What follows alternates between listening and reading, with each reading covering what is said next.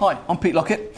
Welcome to the third edition of our brief look at Tabla strokes and playing techniques.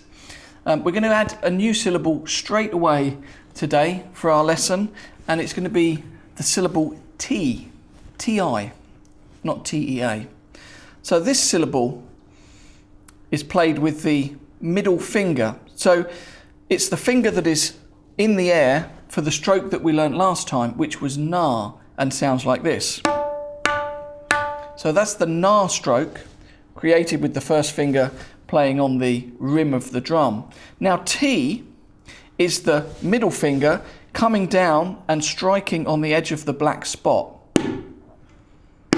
It's quite similar to te, but a little bit lighter. So I'm just going to show you the difference. Here are the te strokes. Very staccato and clear. The T stroke is a little bit more muted, a little bit more muffled.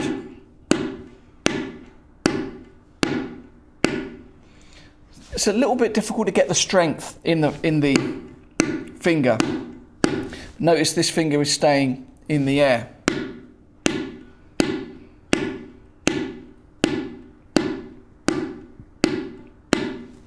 So now we're just going to look at some simple exercises combining the na stroke and the T stroke. So we're just going to use the right hand for now, and we're going to have na, T, na, T.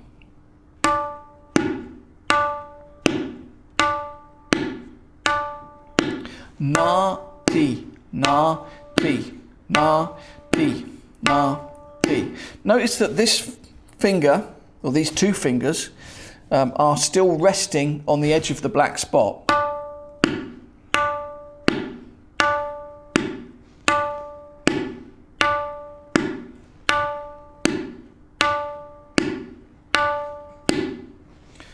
Now we're going to have the next variation, which is variation 2, and is na, na, T, na, na, T, na, T. 1, 2, 3. 1, 2, 3, 1, 2.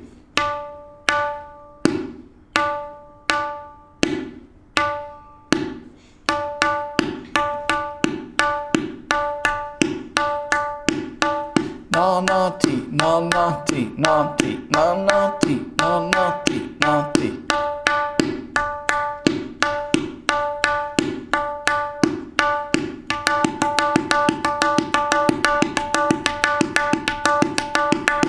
You can still hear the T stroke singing out through those patterns. It's really important to focus on getting strength in this stroke. So variation 3, na, T, na, na, T, na, na, T. 1, 2, 1, 2, 3, 1, 2, 3.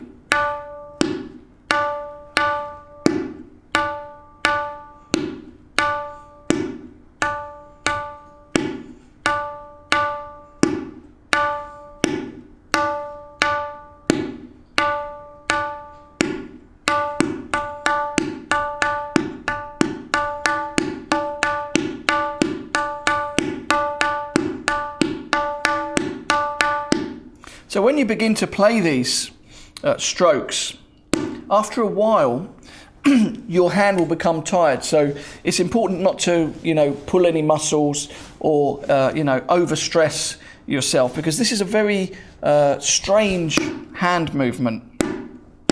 So be sure that you're not going to be, overworking your arm. So have little rests and come back to it, and slowly build the strength up in these muscles over a period of time. So we're now going to look at variation 4, which will begin with the T stroke. T na na T na na T na T na na T na na T na T na na T na na T na T na na T na.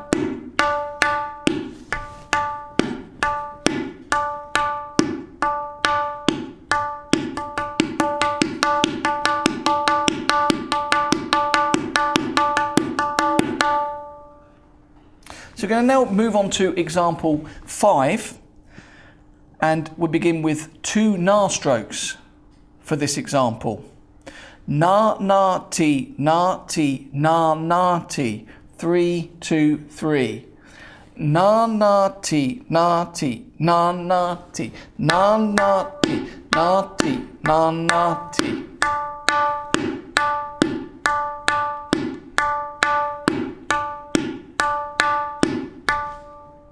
So now we're going to bring in the bass tabla and the ge stroke. We're going to go through the same 5 examples, but we're going to be adding some bass strokes to make the rhythm a little bit more interesting. So example 1, da ti na ti da ti da ti na ti da ti. Remember that da is ge plus na together. Remember that in example 1, just with the right hand, we have na ti na ti na ti na ti. Now we have da ti na ti da ti da ti da ti na ti da ti.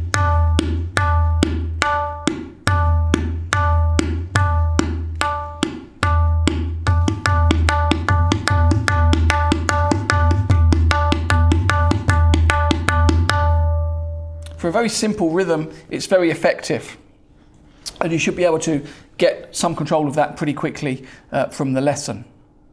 So next we're going to look at example 2 with the bass drum. Remember that we had 3 3 2. Na na ti na na ti na ti na na ti na na ti na ti. Now with the bass drum, da da ti da da ti da ti na na ti da da ti da ti da da ti da da ti da ti na na ti da da ti da ti da da ti da da ti da ti na na ti da da ti da ti. So you'll notice that this was twice the length of the original example, and what I'm using there is something that called tully and cully, and I'm just going to briefly explain to you what that is. Basically, tully and cully means sort of accented and non-accented sections in a composition or a time cycle. Empty and full is another literal translation. Now, these uses of tully and cully are relevant with some of the clapping cycles that you'll see in Indian music, where there are people sitting on stage clapping time with their fingers, with claps, and also with waves. And basically the tully section, which is the accented or full section, would be represented by claps or proper finger counts, and the tully section, the empty section, would be represented with waves. So, for example, the main time cycle you find in North India, the 16-beat tintal cycle, is da din din da da din din da na tin tin ta ta din din da da din din da da din din na tin tin ta ta din din da da. So you see that in that clapping cycle there is a wave. Now, as I said, the wave represents the cully section of the time cycle or composition within it. So the way that transpires on the tabla directly is that during the cully section there's no open bass tabla sound. So if we were to look at that rhythm, da din din da da din din da na tin tin ta ta ta din din da da din din da da din din da na tin tin ta ta din din da. 1 2 3 4 5 6 7 8 9 10 11 12 13 14 15 16. So you can see that there's a section where there's no bass drum being played, open bass drum being played in the time cycle. Now this also works for the compositions that we've been looking at so far, the kaidas that we've studied in the last 2 lessons. If you look back at them, you'll see that there are sections in the beginning of the second half of the composition where there's no bass drum, open bass drum being played. And it's the same with this. We've got no bass drum to begin with in the second half. So we have da da ti, da da ti, da ti, da da ti, da da ti, da ti. Cully.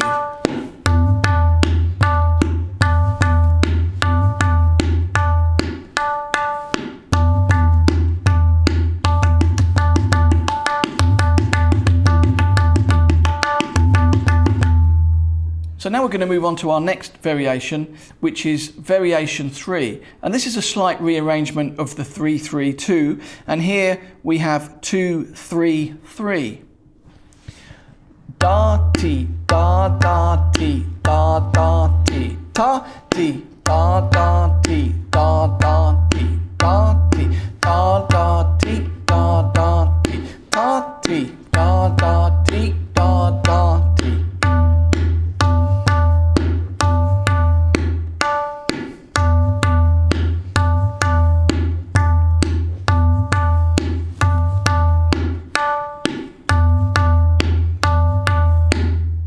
And I can't overemphasize enough that the important thing in all of this is to get as clear a tone as possible and not worry about developing speed. The speed will come later when you've got everything really clear at a slow tempo.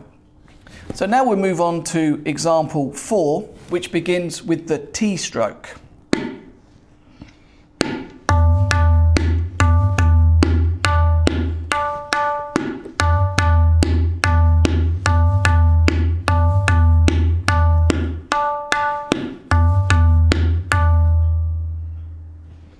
And finally, for this short section, we're going to move on to example 5. And remember, that was 3-2-3 from the examples that we only used the right hand in.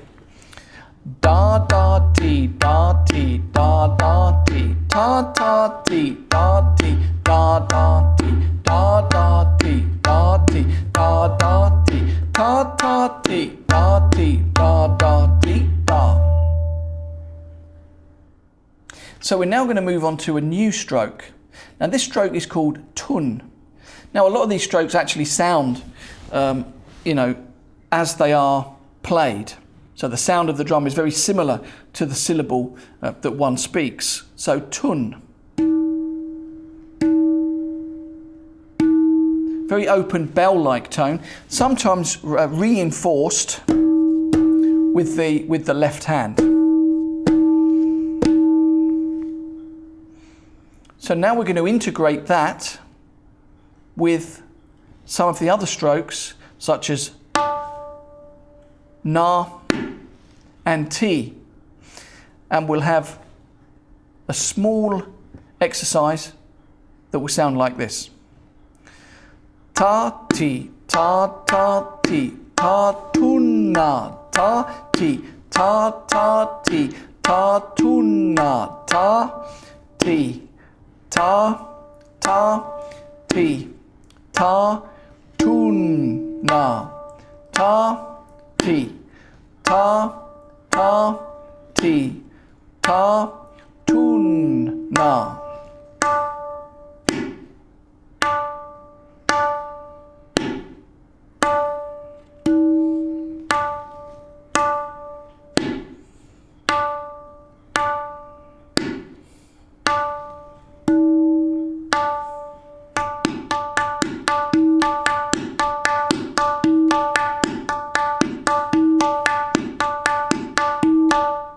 So this stroke, it looks like it's kind of a sideways karate chop, but it's not. There's not that much movement, and it's created with the front portion of the finger just coming down and resting on the edge of the shell, actually. Now you don't want to be traveling too far across to this side of the drum, like this. So it's, with all of the tabla stuff, actually, it's pretty much within a very small area. A lot of the action is completed in a very small area of the drum.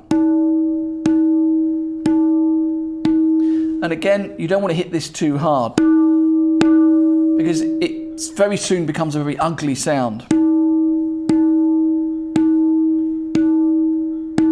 So we're going to look at more of that sound in the next edition, where we're going to involve it in a composition called a laggy. So we're going to wind up this lesson with a little look at the bass tabla and some of the glissando techniques that one might find idiomatically on the drum.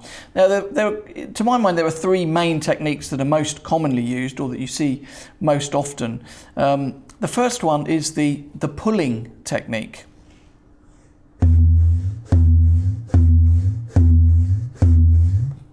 You can see that the sound is being opened out and pulled and then closed with the wrist. Now, I will mention that the wrist is very gently on the drum. It's not really digging in and creating a lot of weight on the drum. It's a bit like a hovercraft, sort of moving around on the skin, very very gently and playing with the tone.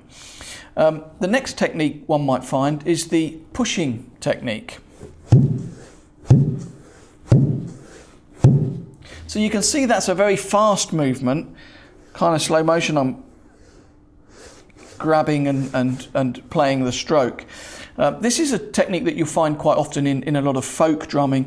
When the drum is in this position and you can really push down towards the floor much quicker than you can on the tabla. Obviously the tabla is not quite as stable as a drum in that position.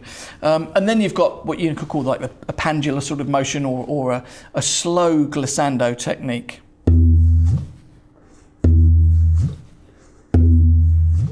So it's really important to begin to understand how classical Indian tabla players would use these glissando techniques correctly in the idiom and in a musical way. Great tabla players such as Zakir Hussain, Bikram Ghosh, Pandit Shankar Ghosh and Indo Chatterjee, they're all absolutely fantastic points of reference to listen, and it's incredibly important to really listen in detail to how these players play the music, play the drums and the type of glissando techniques that they would use. That's all for this time. I hope you've enjoyed it. Don't forget you can visit me at petelockett.com and I shall see you next time.